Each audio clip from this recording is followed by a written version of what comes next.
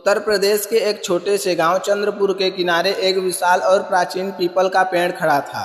वह पेड़ इतना पुराना था कि गांव के सबसे बुजुर्ग लोग भी यह नहीं जानते थे कि उसे किसने लगाया था। उसकी मोटी जड़ें जमीन से बाहर निकलकर सांपों की तरह फैली हुई थी और उसकी शाखाएं आसमान को छूती हुई प्रतीत होती थी।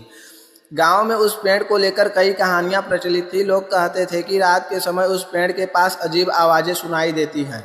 कुछ लोगों ने वहां सफेद कपड़े पहने एक रहस्यमयी स्त्री को देखने का दावा किया था। कई लोगों का कहना था कि आधी रात के बाद उस पेड़ के नीचे किसी के रोने की आवाज आती है। गांव वाले सूर्यास्त के बाद उस रास्ते से गुजरने से बचते थे और बच्चों को सख्त मना था कि शाम ढलने के बाद उस ओर न जाएं। लेकिन रवि इन सब बातों पर विश्वास नहीं करता था। रवि शहर में पढ़ा लिखा युवक था। वह विज्ञान में विश्वास करता था और भूत प्रेत की कहानियों को केवल अंधविश्वास मानता था।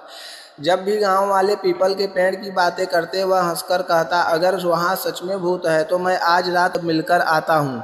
गांव वाले उसकी बात सुनकर घबरा जाते हैं। एक दिन चौपाल पर बैठे बुजुर्ग रामलाल ने गंभीर स्वर में कहा, बेटा, कुछ बातें ऐसी होती हैं जिन्हें समझने के लिए किताबें काफ़ी नहीं होती। लेकिन रवि मुस्कुरा कर कहा, काका, भूत वूत कुछ नहीं होते, डर ही इंसान को भ्रम दिखाता है। उस रात रवि ने तय कर लिया कि वह आधी रात को पीपल के पेड़ के पास जाएगा और सच्चाई जान कर रहेगा। रात के करीब 12 बजे उसने अपना मोबाइल और टॉर्च उठाई और पानी की बोतल उठाई। आसमान में बादल छाए हुए थे और चांद बार बार बादलों में छिप रहा था। गांव की गलियां पूरी तरह सुनसान थी। जैसे जैसे रवि पीपल के पेड़ के करीब पहुंच रहा था, वातावरण और भी डरावना होता जा रहा था। हवा की सरसराहट पेड़ की शाखाओं से टकराकर अजीब आवाजें पैदा कर रही थी। आखिरकार वह पेड़ के सामने खड़ा था। उसने चारों ओर टॉर्च घुमाई, कुछ नहीं था। वह मुस्कुराया। तभी अचानक ऊपर बैठा एक उल्लू जोर से चिल्लाया। रवि थोड़ा चौंक गया, लेकिन अगले ही पल उसने खुद को संभाल लिया। वह पेड़ के नीचे रखे एक पुराने पत्थर पर बैठ गया और मोबाइल से वीडियो रिकॉर्डिंग शुरू कर दी। करीब 10 मिनट तक कुछ नहीं हुआ। फिर अचानक उसे ऐसा लगा जैसे किसी ने उसका नाम पुकारा हो। वह तुरंत खड़ा हो गया। कौन है वहाँ? कोई जवाब नहीं। चारों तरफ फिर सन्नाटा।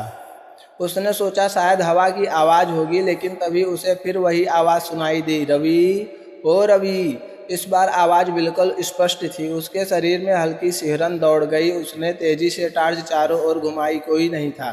तभी उसकी नज़र पेड़ के पीछे गई। उसे लगा कि वहाँ सफ़ेद कपड़े पहने कोई खड़ा है। उसने टॉर्च की रोशनी सीधे उस दिशा में डाली, लेकिन वहाँ कुछ नहीं था।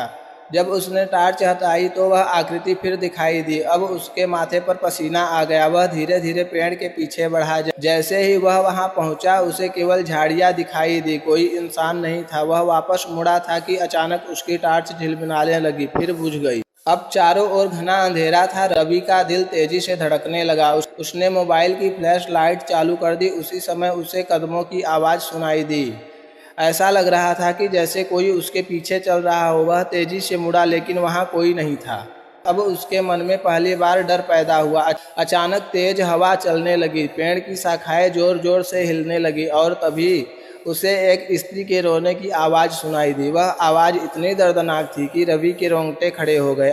रवि को समझ नहीं आ रहा था कि वह किस दिशा से आ रही है। तभी उसके मोबाइल की स्क्रीन अपने आप बंद हो गई। बैटरी पूरी तरह होने के बावजूद अब वह पूरी तरह अंधेरे में था। डर के मारे उसने दौड़ लगाई और गांव की ओर भागने लगा। भागते समय उसे महसूस हुआ कि कोई उसके पीछे दौड़ रहा है, लेकिन उसने पीछे मुड़कर नहीं देखा। वह सीधे अपने घर पहुंचा और दरवाजा बंद कर लिया। पूरी रात उसे नींद नहीं आई। सुबह उसने सोचा कि शायद डर की वजह से उसे भ्रम हुआ होगा, लेकिन जब उसने अपना मोबाइल देखा तो उसके होश उड़ गए। मोबाइल में रिकॉर्ड किया गया वीडियो मौजूद था। उसने वीडियो चलाया। शुरुआत में सब सामान्य था, फिर अचानक वीडियो में एक सफेद धुंध जैसी आकृति दिखाई दी। वह धीरे धीरे पेड़ के नीचे से निकल रही थी। रवि की सांसें थम गई, लेकिन सबसे डरावनी बात अभी बाकी थी। वीडियो के अंतिम हिस्से में एक स्त्री की धीमी आवाज रिकॉर्ड हुई थी, मदद करो, मेरा मदद करो। उसने वीडियो अपने दोस्तों को दिखाया। कुछ ने कहा कि यह कैमरे की खराबी है, कुछ ने कहा कि यह सचमुच कोई आत्मा हो सकती है। रवि ने सच्चाई जानने का फैसला किया। अगली रात वह अपने 3 दोस्तों के साथ फिर वहां पहुंचा। इस बार उसके पास कैमरे, टॉर्च और अन्य उपकरण। रात के लगभग 1 बजे अचानक उसके कैमरा बंद हो गए। मोबाइल नेटवर्क गायब हो गया। हवा एकदम ठंडी हो। तभी उन्हें वही रोने की आवाज सुनाई दी। सभी के चेहरे पीले पड़ गए। फिर उन्होंने देखा पीपल के पेड़ के नीचे सफेद कपड़े पहने एक स्त्री खड़ी थी। के लंबे बाल चेहरे पर बिखरे हुए थे। वह धीरे धीरे उनकी ओर बढ़ रही। दोस्तों में से एक डर के मारे बेहोश हो गया, लेकिन रवि हिम्मत करके आगे बढ़ा। तुम कौन हो? स्त्री ने जवाब नहीं दिया, बस वह हाथ उठाकर पेड़ की एक दिशा की ओर इशारा करने लगी, फिर अचानक गायब हो गई। सभी स्तब्ध रह गए। अगली सुबह उन्होंने उस स्थान की खुदाई शुरू की जहां स्त्री ने इशारा किया था। कुछ फीट नीचे उन्हें एक पुराना लोहे का संदूक मिला।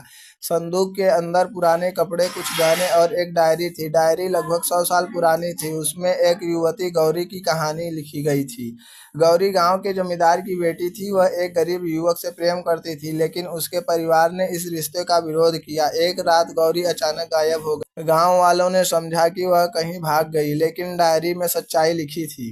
गौरी की हत्या कर दी गई थी और उसके शव को पीपल के पेड़ के पास दफना दिया गया था। यह पढ़कर सभी के रोंगटे खड़े हो गए। उन्होंने तुरंत पुलिस और प्रशासन को सूचना दी। कुछ दिनों बाद वहां विधिवत खुदाई हुई। खुदाई में मानव कंकाल के अवशेष मिले, साथ ही डायरी में लिखी गई बातें सच साबित हुई। गांव वालों ने गौरी की आत्मा की शांति के लिए पूजा करवाई।